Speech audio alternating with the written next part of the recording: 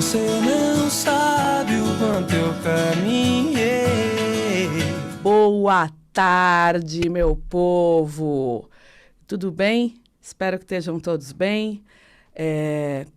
Eu sou a Yara Cunha, eu venho falar do Eneagrama, do caminho sagrado do Eneagrama, dos 9 caminhos que levam diretamente ao divino. Por que o Eneagrama? Eu tenho falado aqui sobre os 9 tipos do Eneagrama, sobre as 9 personalidades do Eneagrama, mas o Eneagrama ele é muito mais do que isso. Ele vai nos levar para a nossa parte divina. E isso é só o começo, né? A gente falou, nas semanas passadas, nós falamos da tríade dos corporais ou dos instintivos, e que aí tem a raiva como emoção principal. Para quem não assistiu, está gravado no Facebook, tem todas as lives.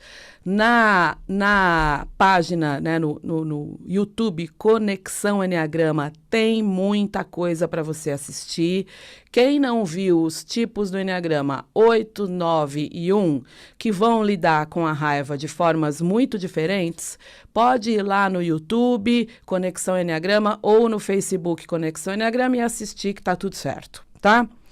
Essa semana, na quarta-feira, estou muito feliz, um programa na quarta-feira às 9h30 da manhã e agora um programa aos sábados às 17 horas. Estou imensamente feliz de poder estar aqui com vocês, levando a sabedoria do Eneagrama e muito mais, e inteligência emocional e vida, falando de constelações, falando da nossa ancestralidade. Estou muito feliz e quero dizer para vocês que quando a gente fala do Eneagrama, nós falamos de 3 tríades, 3 grupos, né? Que é o grupo da raiva, o grupo dos instintivos, dos corporais, e a semana passada a gente entrou no grupo dos emocionais, né? Nos tipos 2, 3 e 4, e que aí vão ter uma questão que vai ser uma energia no cardíaco, que vão acessar bastante o cardíaco, que o tema deles vai ser a rejeição ou o abandono. E entrando nessa vibe dos emocionais, eu queria abordar um pouco mais essa questão do que é ser um ser emocional, né? E do porquê nós estamos aqui e do porquê o Eneagrama. O Eneagrama é uma ferramenta, um instrumento, é um caminho sagrado, como eu sempre vou dizer, milenar, muito antigo, e que fala de 9 caminhos para o divino. Porque o Criador, ele disse assim, eu vou te mandar para longe de mim, para um lugar que é muito longe do absoluto, onde tudo é um só. Mas você vai para longe de mim, levando atributos meus. Eu te deixo, mas eu te deixo levando os meus atributos divinos. E aí nós viemos para cá. Nós ficamos muito longe daquilo que é absoluto, longe do Criador, e trazemos desse Criador os nossos atributos divinos, que são nossos e são dele, porque nós somos parte dele. E quando a gente fala do Eneagrama, o Eneagrama mostra para a gente um caminho das nossas paixões, dos nossos desejos, de volta para esse caminho dos nossos atributos divinos, para a nossa essência, para nossas virtudes. Esse é o caminho que o Eneagrama nos mostra. E que é possível acessar as nossas melhores virtudes. É preciso e é possível relembrar aquilo que nós esquecemos. E é bom, pessoal, quando a gente se desafia a lembrar de tudo isso, porque nós somos amor. Nós somos virtuosos, mas quando a gente vem e quando a gente nasce, a gente tem um esquecimento de si. Nós temos um esquecimento daquilo que nós somos de fato. E aqui, nesse lugar, é o nosso exercício olhar para nós e olhar para as outras pessoas, vendo em nós e vendo nessas outras pessoas esses atributos divinos, essas virtudes. Porque é muito mais fácil a gente olhar para os defeitos e não olhar para aquilo que cada ser humano tem de mais bonito. E não olhar para outra pessoa que muitas vezes a gente brigou, a gente discutiu, a gente divergiu. E olhar para ela, e olhar assim, sabe? Olhar bem no fundo dos olhos e ver que lá no fundo dos olhos dela, ela é um ser divino, ela tem atributos divinos. Porque Deus disse isso. O Criador disse, vai, fica longe de mim, mas leva com você os meus atributos. E são esses atributos que você veio aqui para relembrar nesse teu caminho, no nosso caminho. Quando nós falamos do Eneagrama, e isso é tudo que eu acredito, né? Nós começamos falando da tipologia, da parte comportamental, das nossas paixões, dos nossos desejos, do nosso ego.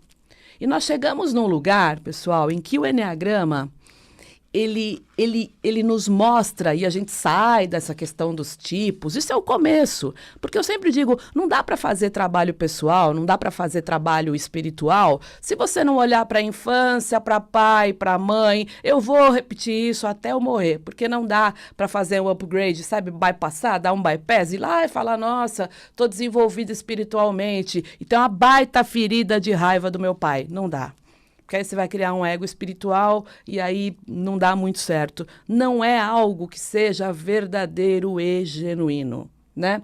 Então, o Eneagrama, lá, e a gente vai chegar nisso aqui no programa, por isso ele é maravilhoso.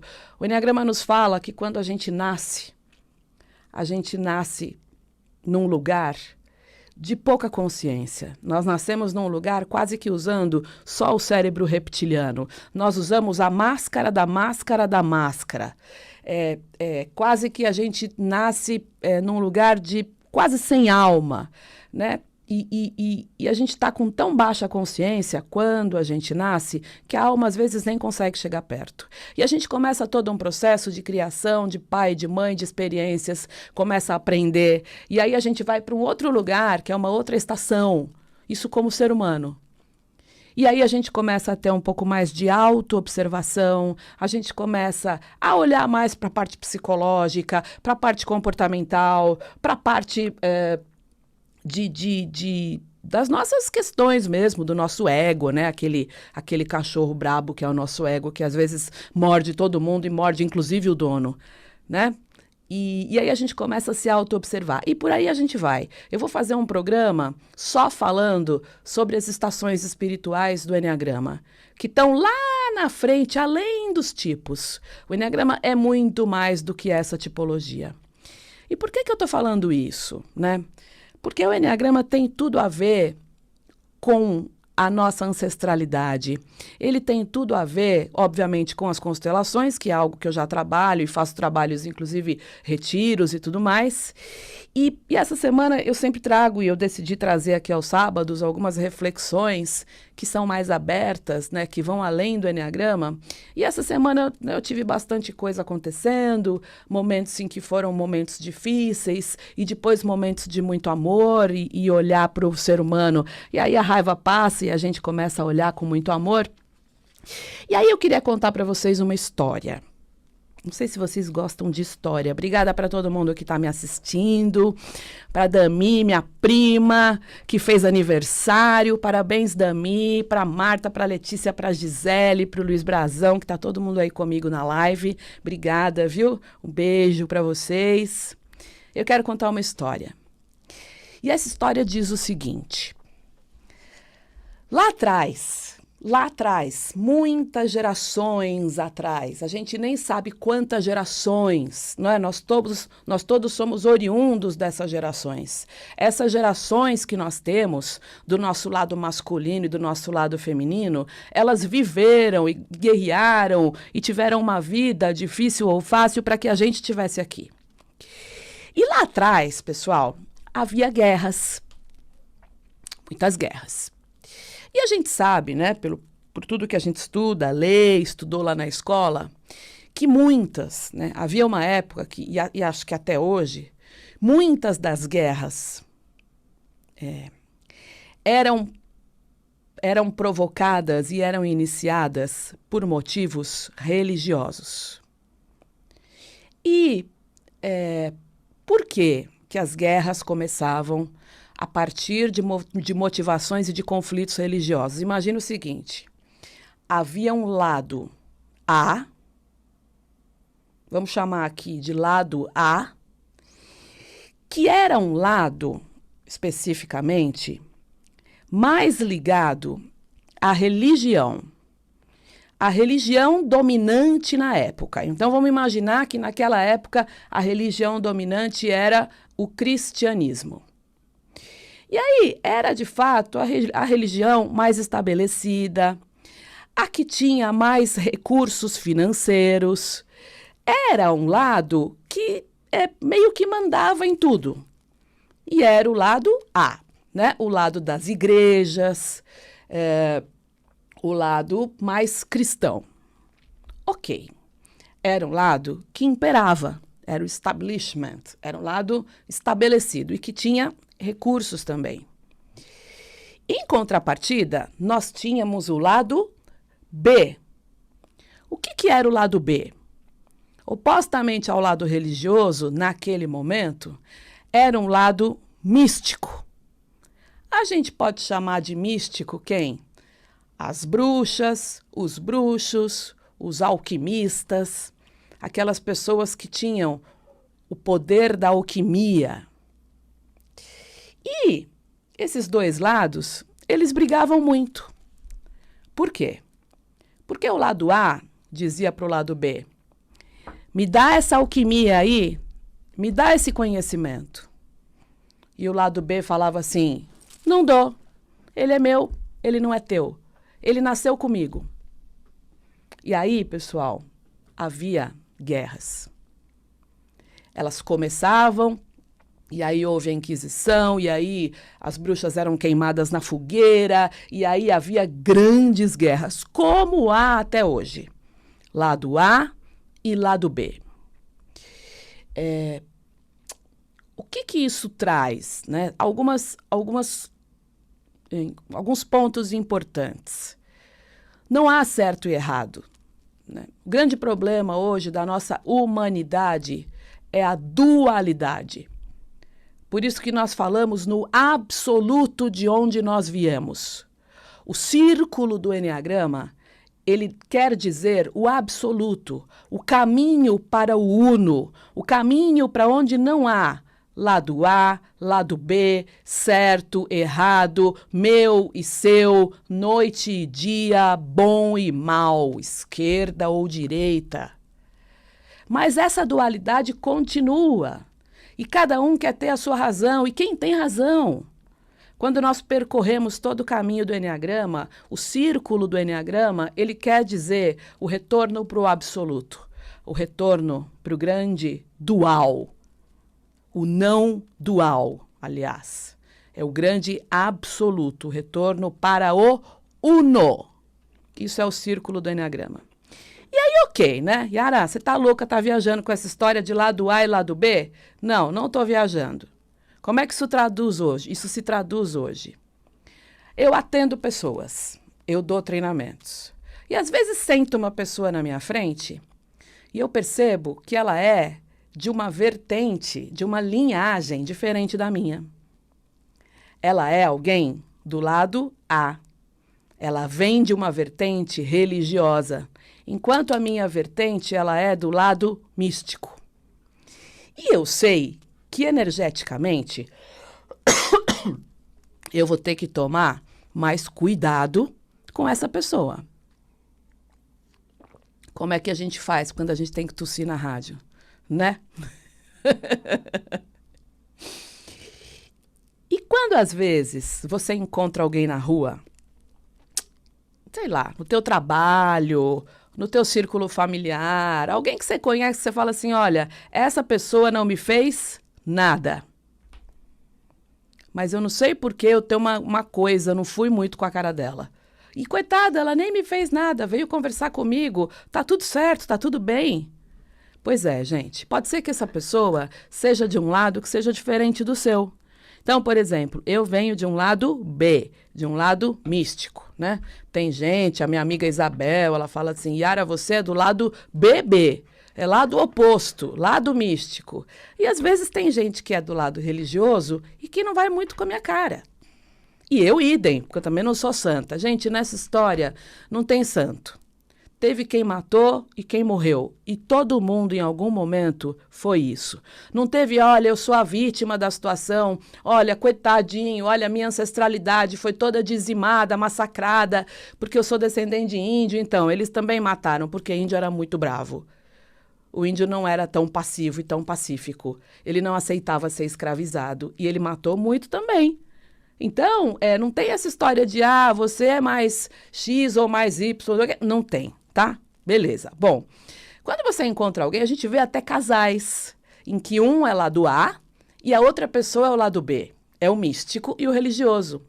Invariavelmente, frequentemente, né, o lado A, ele acaba tendo um comportamento, às vezes, de mais superioridade. De dizer, olha, mando eu, faz o que eu estou mandando. E o lado B, por sua vez, é rebelde. E fala assim, obedeço nada, não quero saber. Mesmo que às vezes o pedido seja um pedido bem feito, seja um pedido feito direitinho, o lado B já olha e já rejeita. Então assim, de novo, pessoal, quem está errado e quem está certo nessa história? Não tem errado e não tem certo. O que a gente vai olhar? A gente vai olhar que hoje, no Brasil, nas nossas relações, o quanto mais a gente se unir com essas pessoas, mais a gente consegue a busca da paz. E de uma paz, pessoal, que eu acho que, na minha opinião, ainda está longe de a gente conseguir. Ainda tem guerras acontecendo por aí. Ainda tem lado religioso e lado místico brigando muito. E isso pode originar, e para mim vai originar daqui a alguns anos, novas guerras. Que a gente consiga olhar para alguém que é diferente de nós, se você é místico ou se você é religioso, que a gente consiga olhar e dar as mãos, sabe? Ninguém solta a mão de ninguém. Eu tenho amigos e amigas do lado B que eles não conseguem nem entrar em igreja. E aí, né, eu acho que tem um trabalho mais sofisticado, é você se desafiar nas tuas emoções. É você olhar e falar, não é legal isso que eu estou sentindo, porque é muito difícil sentir raiva. E às vezes a gente tem uma raiva, né, por dois motivos. Porque a gente se sente superior, tem uma sombra de superioridade em nós, e a gente quer ser obedecido. E também tem uma sombra, que é a sombra do místico, do sofrimento e de uma rebeldia, que às vezes é muito gratuita. E aí essa superioridade do mandar versus esta rebeldia trazem mais conflitos. Onde é que eu quero chegar? O nosso país hoje vive nessa dualidade, inclusive politicamente. Ele saiu de um lugar que era um lugar mais de esquerda e veio para um lugar totalmente de direita.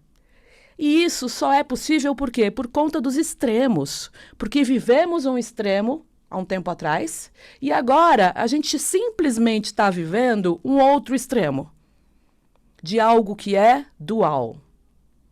Que cada um possa ser da forma como é, que cada um possa ser do jeito que quiser, que cada um tenha a liberdade de ser como é.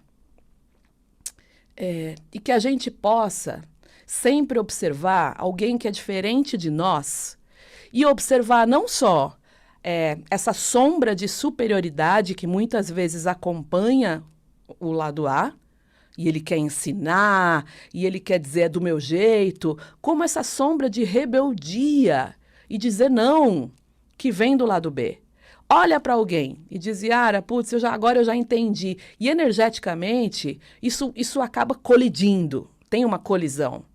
E mesmo que a gente saiba de tudo, às vezes é impossível, é difícil lidar e evitar essa colisão. Que a gente possa ter mais presença. E que a gente possa estar no amor.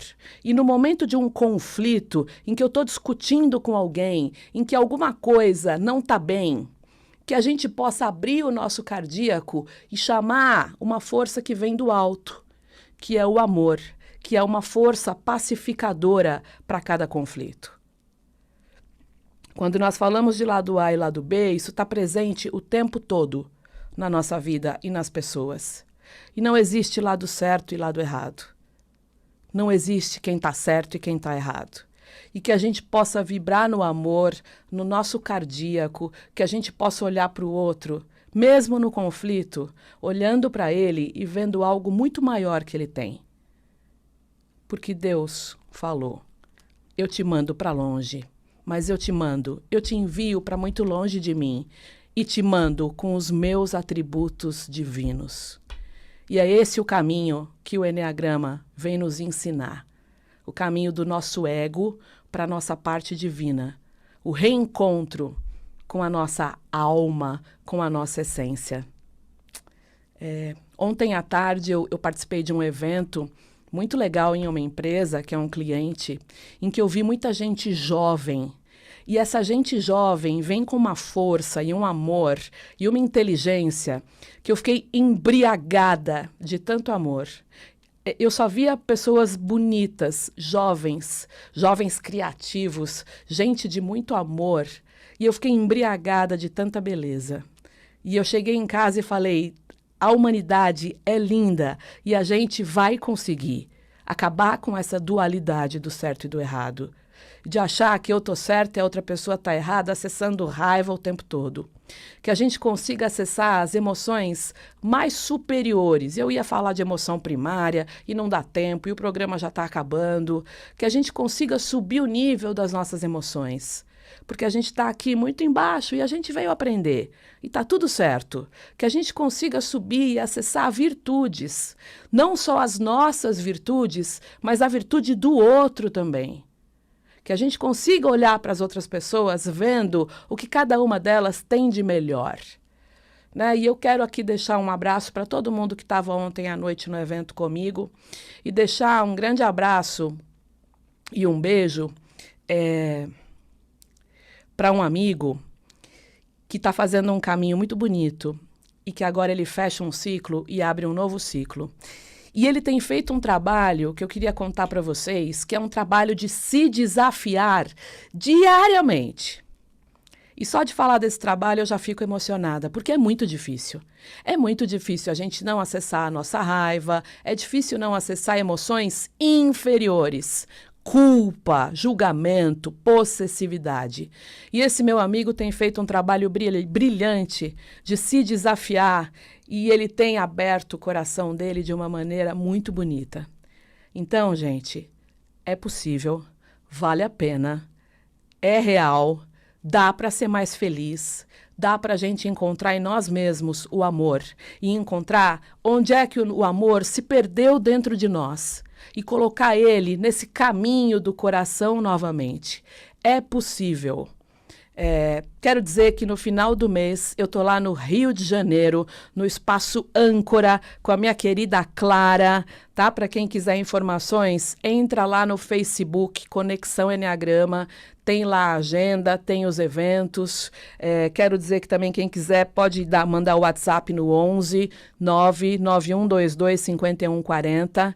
No final do mês, o Eneagrama e as novas constelações, lá no Rio de Janeiro, 3 dias de trabalhos profundos sobre instintos, vários níveis do instinto, do comportamental até o espiritual, falando das tríades, dos emocionais, dos mentais, dos instintivos e corporais, um trabalho lindo de Eneagrama com constelações. No final do mês, lá no Rio de Janeiro. Um beijo para todo mundo, um lindo final de semana de amor, olhando para todo mundo e exalando e olhando e conseguindo sentir muito amor. Beijo.